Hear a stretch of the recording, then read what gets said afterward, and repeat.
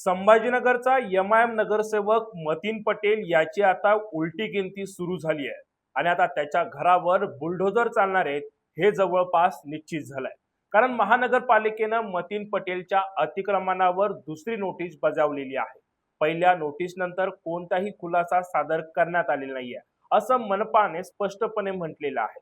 त्यामुळे आता 24 तासांच्या आत स्वतः अनधिकृत बांधकाम हटवा अन्यथा कोणतेही पूर्वसूचना न देता थेट निष्कासन कारवाई केली जाईल असा इशारा मनपाने दिलेला आहे आणि मनपाच्या या निर्णयाचं आम्ही देखील स्वागत करतोय. पण आता हा विषय फक्त अतिक्रमणापुरता मर्यादित राहिलेला नाहीये. कारण मतीन पटेलचं नाव निदा खान प्रकरणात समोर आल्यानंतर संपूर्ण संभाजीनगरमध्ये संतापाची लाट उसळलेली आहे. निदा खानला आश्रय दिलेला आहे आणि एवढंच नाही, याच आरोपीनं निदा खानला आश्रय दिलेला आहे. एवढंच नाही तर हिंदू मुलींना ब्लॅकमेल करून त्यांचे अश्लील व्हिडिओ मोबाईलमध्ये सेव्ह करून ठेवलेले आहेत असे गंभीर आरोप देखील त्याच्यावर झालेले आहेत. आरोपच नाही तर हे स्पष्ट देखील झालेलं आहे.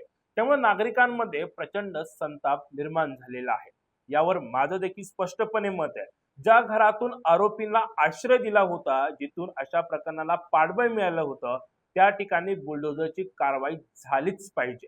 संभाजीनगरमध्ये अशा लोकांना संरक्षण मिळत असेल तर ते शहरासाठी अत्यंत धोकादायक आहे.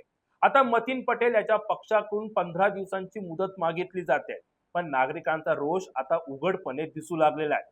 सोशल मीडियावर एकच मागणी होत आहे, कारवाई करा आणि कठोर कारवाई करा. संभाजीनगर हे छत्रपती संभाजी महाराजांचं शहर आहे. या शहरात गुंडगिरी, ब्लॅकमेलिंग, आरोपींना आश्रय आणि राजकीय ताकदीचा गैरवापर करणाऱ्यांना थारा नसला पाहिजे. आता संपूर्ण शहराचं लक्ष एका गोष्टीकडे लागलेलं आहे, मनपा खरंच बुलडोझर चालवते का, की पुन्हा हे प्रकरण दबावाखाली दाबलं जातं. मात्र या संभाजीनगरच्या मनपावर विश्वास आहे की या असल्या आरोपींना फक्त त्यांच्या घरावर बुलडोझरच नाही चालवलं पाहिजे, तर त्यांना आणि त्यांच्या घराला या शहरातून हद्दपार केलं पाहिजे.